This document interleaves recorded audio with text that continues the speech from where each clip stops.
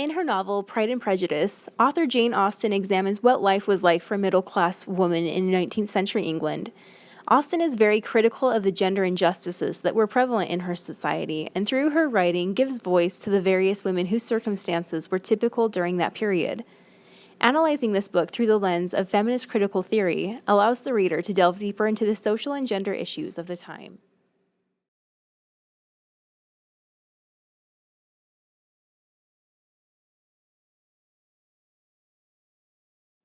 According to Anne Doby, the unifying characteristic of feminist critical theory is the assumption that Western culture is fundamentally patriarchal, creating an imbalance of power that marginalizes women and their work.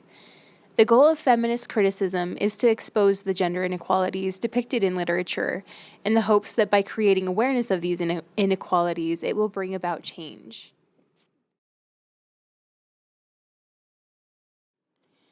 During Jane Austen's time, the only acceptable path for a young woman was to marry, and to marry well. In order to win the affection of a respectable, wealthy man, it was imperative that a woman act with only the utmost grace and politeness.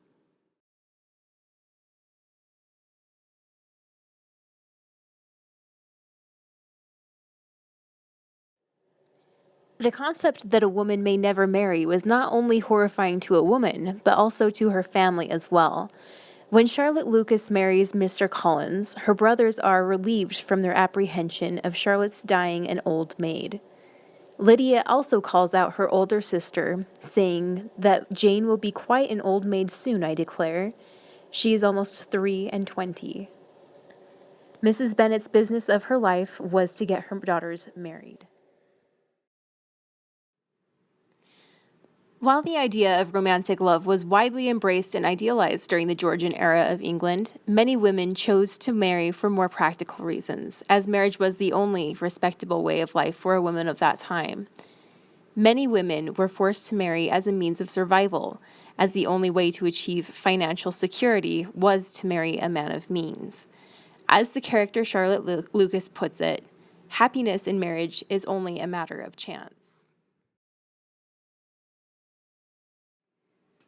While still operating within the social constructs of the time, Austen presents a feminist argument when Lizzie refuses to marry a man she does not love. Rather than maintaining the practice of an elegant female, Lizzie takes the radical approach of flatly refusing Mr. Collins' proposal. I know ladies don't seek to seem too eager. Mr. Collins, I am perfectly serious. You could not make me happy, and I'm convinced I'm the last woman in the world who could make you happy. I flatter myself, cousin, that your refusal is merely a natural delicacy.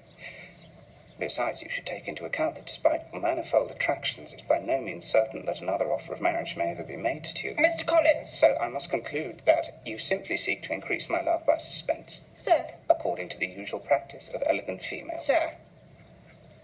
I am not the sort of female to torment a respectable man.